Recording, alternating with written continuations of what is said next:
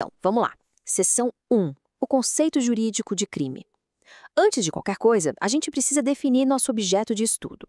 Afinal, o que é que define um crime do ponto de vista jurídico? Olha, a resposta não é tão simples assim. Para entender de verdade o que é um crime, a doutrina jurídica nos dá três perspectivas diferentes. Pense nelas como se fossem três lentes distintas para observar o mesmo fenômeno. Cada uma delas vai revelar uma parte essencial do todo. Como a gente pode ver na tabela, a perspectiva material foca no dano, na lesão causada a um bem que a lei protege. Por exemplo, o patrimônio no caso de um furto. Já a perspectiva formal olha para a letra da lei. Crime é aquilo que a lei diz que é crime e para o qual ela prevê uma pena. E, por fim, a analítica, que vai ser o nosso foco. Ela decompõe o crime em seus elementos, em suas peças. É importante entender que nenhuma delas está errada. Na verdade, elas se complementam, formando uma visão completa. Seção 2. A estrutura do crime. É aqui que a gente entra no coração da teoria. A perspectiva analítica nos dá uma ferramenta, quase um checklist, para determinar se um ato é ou não é um crime. E essa ferramenta é a chamada teoria tripartite. Uma boa forma de visualizar isso é pensar no crime como um templo que se sustenta em três pilares essenciais: o fato típico, a ilicitude e a culpabilidade. Para que o crime fique de pé, os três pilares precisam estar firmes. Se durante a análise um deles for derrubado, a estrutura inteira desmorona. E aí, juridicamente falando, não há crime. E hoje, a gente vai concentrar toda a nossa atenção no primeiro e talvez mais fundamental desses pilares, o fato típico. Ele é a porta de entrada para qualquer análise criminal. E veja só, o fato típico, por sua vez, também tem seus próprios componentes. Para que ele exista, a gente precisa verificar, exatamente nesta ordem, 4 elementos: a conduta, o resultado, o nexo de causalidade entre eles e, por fim, a tipicidade. Vamos começar pelo primeiro, a conduta. Seção 3. Conduta. Então, o que seria uma conduta para o direito penal? Não é um ato qualquer. Tem que ser uma ação ou uma omissão humana, voluntária e, o que é crucial, dirigida a uma finalidade. A grande virada de chave aconteceu com a adoção da teoria finalista. Antigamente, a intenção do agente, ou seja, o dolo ou a culpa, só era analisada lá no final, na culpabilidade. A teoria finalista trouxe essa análise para o comecinho de tudo, para dentro da própria conduta. Isso significa que, desde o início, a gente já se pergunta: qual era a finalidade daquela ação? Então, resumindo, conduta é essa ação ou omissão voluntária com propósito.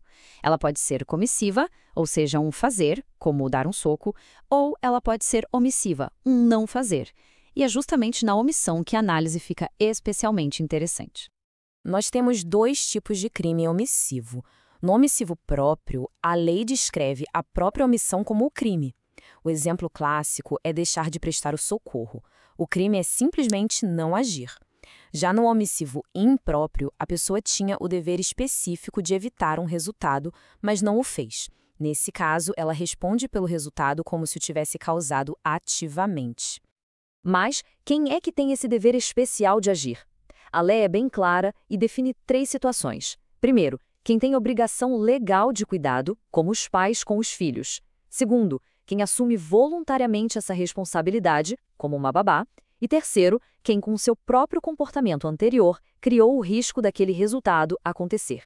Seção 4. Resultado e causalidade. Ok, então já entendemos a conduta. Agora, a gente precisa conectar essa conduta a uma consequência no mundo real. E para isso, analisamos outros 2 elementos: o resultado e o elo que conecta os dois, o nexo de causalidade.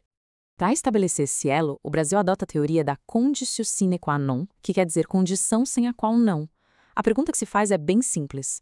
Se a gente eliminar mentalmente a conduta da pessoa, o resultado ainda teria acontecido? Se a resposta for não, então existe um nexo causal. Só que essa teoria, sozinha, tem um problema. Ela poderia levar a absurdos, criando uma regressão de causas que não teria fim. Por isso, a gente precisa de um filtro: o dolo e a culpa. De todas as possíveis causas para um resultado, o direito penal só vai se importar com aquelas que foram provocadas com intenção ou por negligência do agente. Mas e quando um outro evento acontece no meio do caminho e interfere nessa cadeia de causas? É o que a gente chama de concausa. A lei, claro, precisa ter uma regra para lidar com essas situações, que podem ser bem complexas. Vamos ver um exemplo clássico. Uma pessoa atira em outra. A vítima é socorrida, mas a ambulância sofre um acidente e a vítima morre por causa desse acidente, não por causa do tiro. O acidente é uma causa que, embora tenha alguma relação com o evento inicial, produziu o resultado final por si só. Como é que a lei resolve isso? Nessa situação específica de uma causa que aparece depois e que sozinha produz o resultado, a lei quebra o nexo de causalidade. Isso significa que o atirador não vai responder pelo homicídio consumado, mas sim pelos atos que ele praticou até aquele momento, ou seja, pela tentativa de homicídio. Seção 5. Tipicidade. Muito bem, chegamos ao último elemento objetivo. Tipicidade é o encaixe perfeito entre a conduta que aconteceu no mundo real e a descrição do crime que está escrita na lei. É como verificar se uma peça de quebra-cabeça se encaixa exatamente no espaço que foi desenhado para ela. E esse encaixe tem duas dimensões. A tipicidade formal, essa correspondência exata com o que está escrito na lei, mas também existe a tipicidade material, que faz uma pergunta diferente. A lesão que foi causada foi realmente significativa?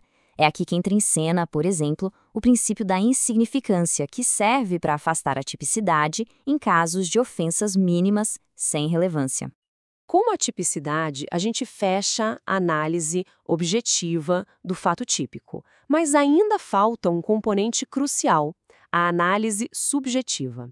Agora, a gente precisa entrar à mente do agente para entender se ele agiu com dolo ou com culpa. O dolo acontece quando o agente quer o resultado ou assume o risco de produzi-lo. Já a culpa é quando o agente causa o resultado por imprudência, negligência ou imperícia, sem querer aquele resultado. A fronteira mais delicada está entre o dolo eventual e a culpa consciente. A grande diferença está na atitude. No dolo eventual, a pessoa prevê o resultado, não se importa e assume o risco. Na culpa consciente, ela também prevê o resultado, mas acredita de verdade que consegue evitá-lo.